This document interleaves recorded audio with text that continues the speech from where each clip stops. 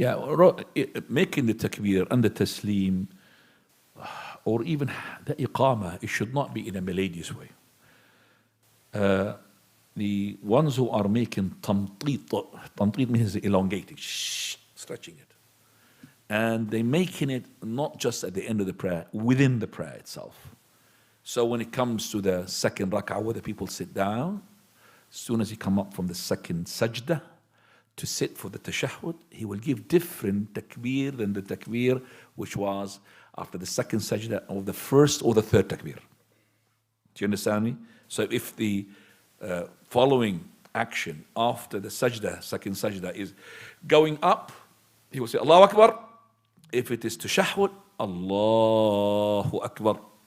Or he'll give it merrier, Allahu Akbar. And you find that in the haram, never mind the people. The haram. Not the imam, the one who's behind the imam. And he is making them like a remote control. Allahu Akbar, stand up. Allahu Akbar, sit down. Remote control. So he's an autopilot. If the imam now had come, like a different imam, come to this masjid, not our masjid, to a masjid, where people got used to this melody, and he started saying Allahu Akbar after the second sajda of the second rak'ah, people will go up instead of sitting down. Because they got used to it. And I have seen this with my own self. When I used to, for example, lead a prayer, and the imam is known to me, Allahu Akbar, I mean sit down. So when I started my dhuhr, I said Allahu Akbar, second sajda, and I sat down, and the people, and also I remember, Allah al-Musta'an, yeah, so the people, which was that, yes, can't remember, but anyway, it was an old masjid. Even somebody came to me, he said to me, I think you need to make change of voice for the second rak'ah. Well, he said to me that, wallahi. That person maybe died, an old man. I said, where is the proof? Give me a proof. Where the Prophet of Allah second rak'ah, he would make long takbir to sit down, and third rak'ah, the first rak'ah, up, Allah Akbar. What is it? Salutation as well. Yeah, akhi, wallahi, sometimes I can't really wait for this imam to finish his first salutation. As-salamu alaykum wa rahmatullah. And you're waiting, you want to follow him. You're waiting. And you might say salam before him. That's the problem. You have to wait. You might say so, because you turn your head before he does. And some of the imams, they follow the mic. The mic has nothing to do with this. You see them.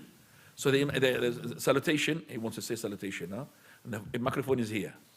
So he will say, Assalamu alaykum. You understand me? He wants to say the salam before he turns, because he wants the microphone. You imams, you have to learn that. It's not correct. Do it like this, Assalamu alaikum wa rahmatullah. Not Assalamu. You see them like this. When he wants to, for example, Sami Allah liman hamida. Sami Allah, and then he gets up. Akhi, no. Don't let this microphone control you. All right? Don't let this microphone control you. And that's the microphone had controlled even the mu'adhin. When he says, Hayya ala salah, okay? He doesn't do the turning. He doesn't just because he wants. No, akhi, this microphone doesn't show. You say, Hayya ala salah. Doesn't matter, your voice gone away from it. Hayya ala al-falah. So don't let this microphone hold you for that. So tamteet al-taslim, to make it with talheen, no. Al-takbiru jazmun, was-salamu hadfun.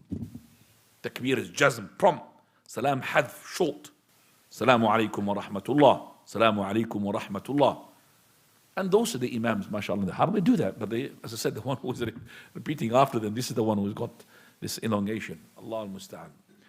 Something which is not from the sunnah. Wallahu ta'ala a'lam.